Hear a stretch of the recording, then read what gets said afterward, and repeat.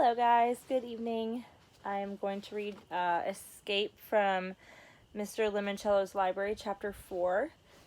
And here we go. By the way, Chapter 4 is when the book starts getting really intriguing.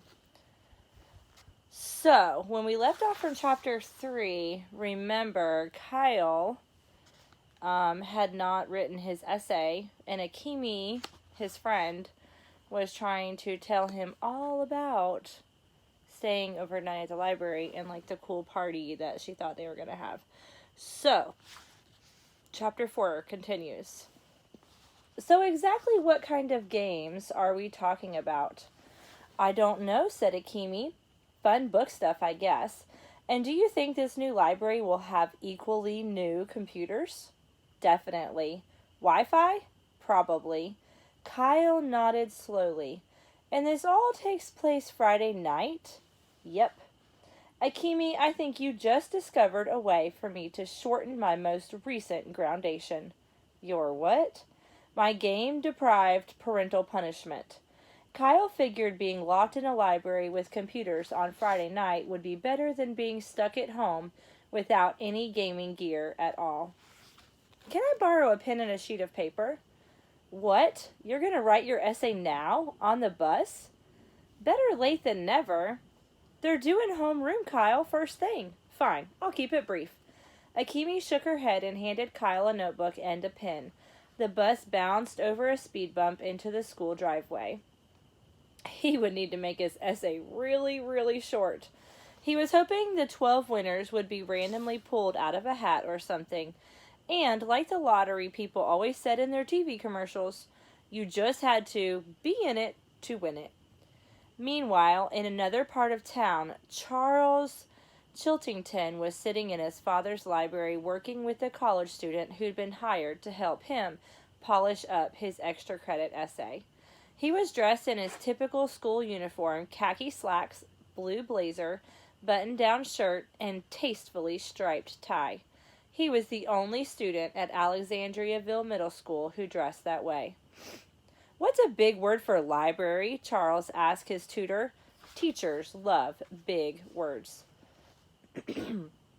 Book repository? Bigger, please. Athenaeum? Perfect. It's such a weird word, they'll have to look it up. Charles made the change, saved the file, and sent the document off to the printer.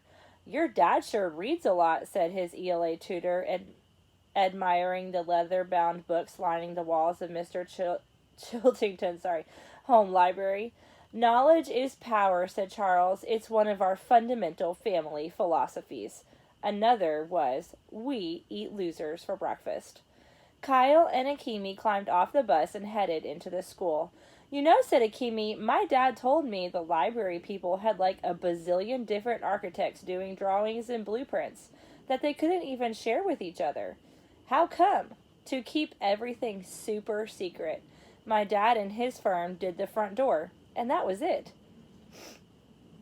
The second they stepped into Miss Cameron's classroom for homeroom period, Miguel Fernandez shouted, Hey, Kyle! Check it out, bro! He held up a clear plastic binder, maybe 2 inches thick. I totally aced my essay, man! The library dealio? Yeah, I put in pictures and charts, plus a whole section about the ancient library of Alexandria, Egypt, since this is Alexandriaville, Ohio. Cool, said Kyle.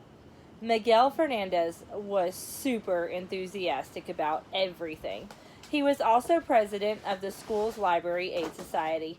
Hey, Kyle, you know what they say about libraries? Not really. They have something for every chapter of your life. While Kyle groaned, the second bell rang. All right, everybody, said Mrs. Dana Cameron, Kyle's homeroom teacher. Time to turn in your extra credit essays. She started walking up and down the rows of desks. The judges will be meeting in the faculty lounge this morning to make the preliminary cut. Crap, thought Kyle. There were judges? This was not going to be a bingo ball drawing like the lottery.